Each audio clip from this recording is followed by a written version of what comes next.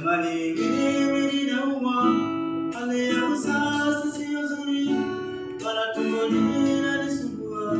anatapika pia nalisha, kitu anachokinauma sana,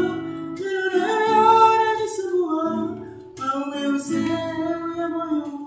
kama kuna vitu vinachoma, sijui nimefanya nini, wala mwili wote unauma.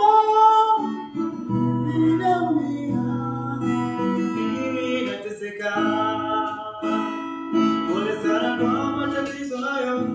ila usijali utapona, zingatia kanuni zako,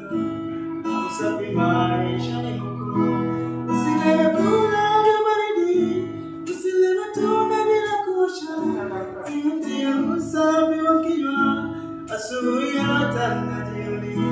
vyakula vyenye mafuta mengi, sukari na chumvi nyingi sana, ni hatari kwenye afya zetu,